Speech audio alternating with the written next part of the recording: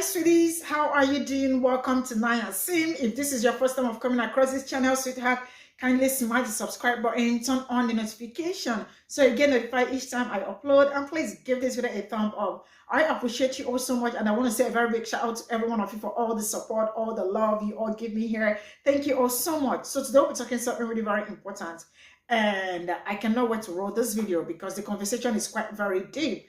And it's about Black woman saying that she doesn't expect anything from white people, right? And she actually said that she doesn't trust white people.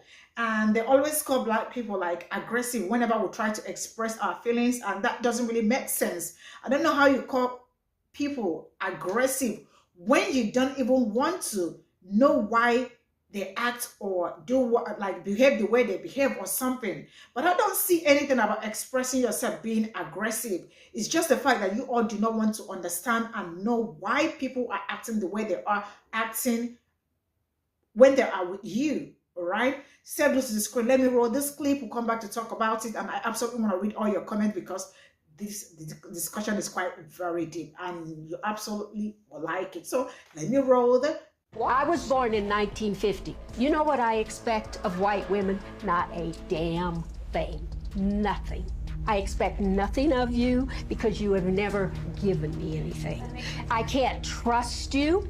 But how can we come together when you say something like, I will never trust a white woman? Why are your feelings so hurt? Both of you, though, has been about... It's like a hate against us. Like, I feel like it's like... It's been very aggressive. That really, like, hurts me that somebody would not... But why are your feelings more important than the reality of the violence of our lives? I know Syra, and when she says she doesn't trust white women, and I consider her a friend of mine, I also understand why she doesn't trust me. I don't take that personally.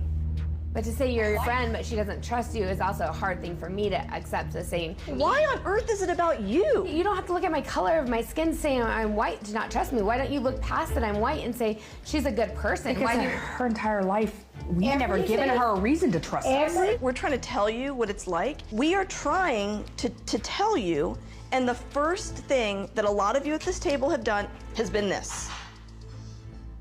And I want you to sit with that. Okay, but isn't that what you wanted them to do? Mm-hmm. What? Didn't you want to get their attention? No, not to be defensive. We're not here to like put white women on defense.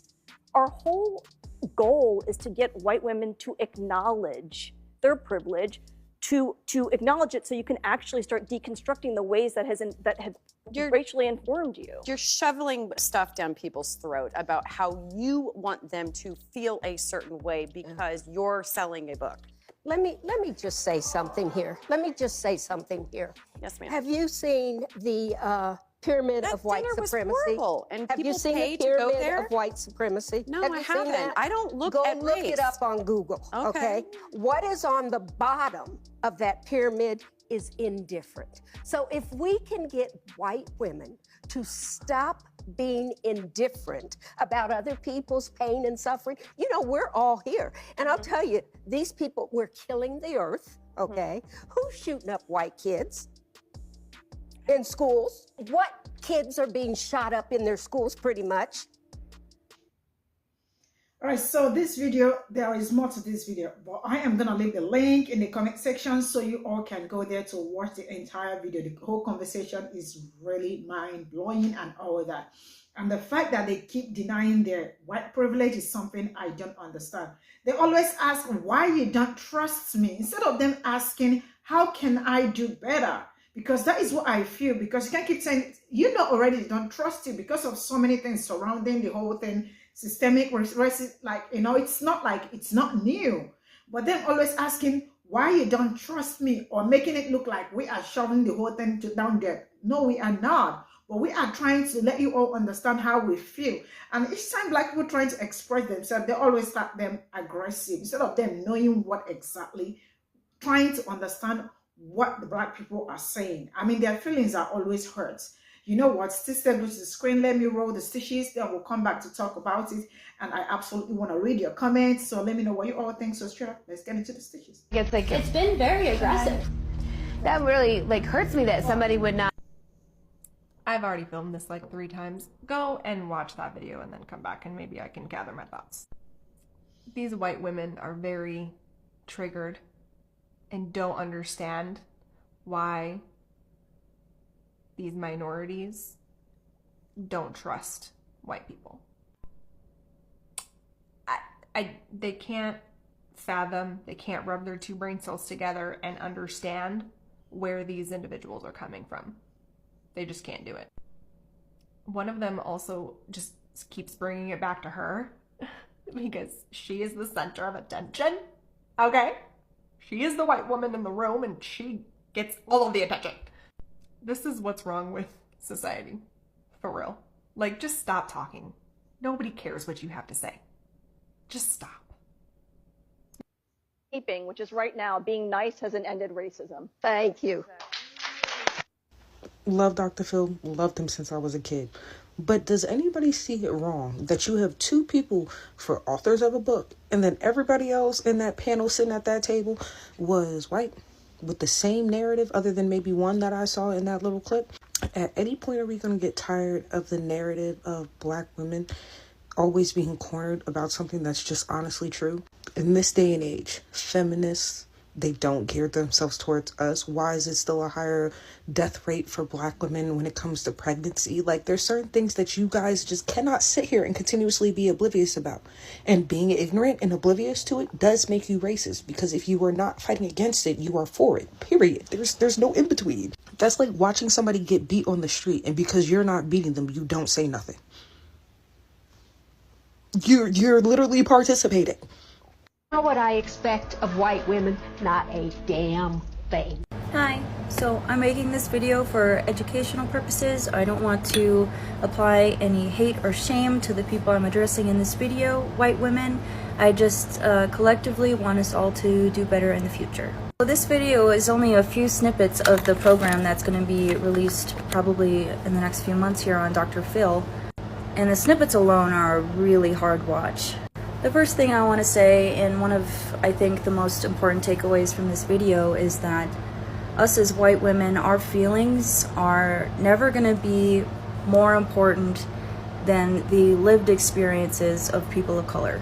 You can see just in this short video the women getting so wholly offended and talking about how it hurts their feelings when they say this, when it is 100% not about that at all. Their shared experiences have nothing to do with you, so you don't get to have an opinion on that. If you feel personally attacked by the verbiage that somebody is using, then that probably says a lot about you and aligning yourself with the issue at hand. Feelings will never be more important than the systematic oppression and violence that they live with every single day. More than that, you don't get to tell them how their tone should be when they're talking about their oppressor. Did it ever occur to you that they've tried talking about it nicely, and maybe they're tired of saying the same thing over and over again and having it fall on deaf ears? If you experienced even a fraction of that in your life, I would hope that you could have some empathy regarding their tone. The second thing I want to say is to the women who say that they don't see color or they don't see race. The only reason you get to have that opinion is because you were born with white skin. You don't see color because you have the privilege to not see color. Stating that you're indifferent to race is taking the side of the oppressor.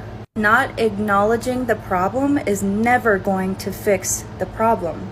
Also, the amount of people who are saying, oh, I'm a mutt, I have blah blah blah ethnicity in my lineage. Cool. That doesn't change the fact that you are still white.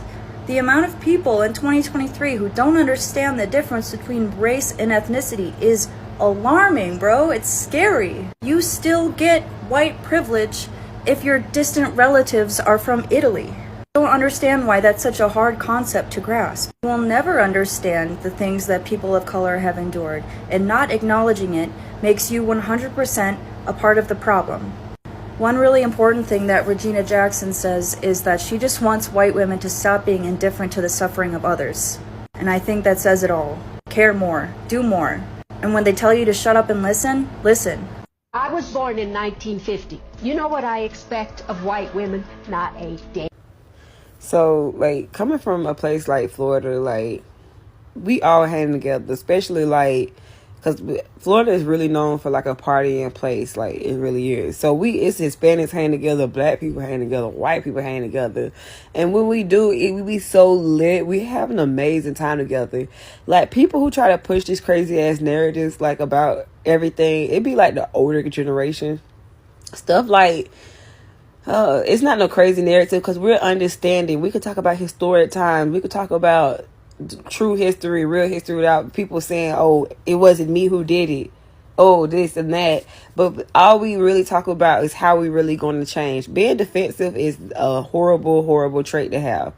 But it's like, sometimes when it's built in certain people, it's built in certain people. Not all of them. Don't get me wrong. Not all of them. But when it's built in them, it just built in them. There's nothing you can do. It's nothing you can say. It's like you're talking on deaf ears. Like, it's like you really, like, you just wasting your time. Everyone just wasting their time.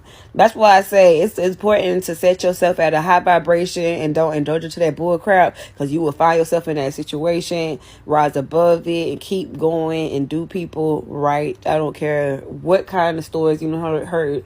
Never treat nobody wrong. And that's how you go about life. If you don't want it to happen to you, you don't do it to nobody else. Because, baby, I tell you, I don't play with the universe. The universe got more humor than a lot of you. Okay? Toodles, peace, love, and light. Talk to y'all later. Bye-bye. So this is all from the stitches, and like I have always said it, like I keep saying it. Before you solve, the solution to your problem lies in your problem, right? Before you solve a problem, you must acknowledge that this is a problem. Then look for a way to solve the problem. But if you do not acknowledge that this is a problem, you cannot solve that problem. Not until then, I ain't talking. Thank you all so much for all the support. I really do appreciate you. Let me know what you all think in the comment section. And you know what? See you all in my next video. Bye for now.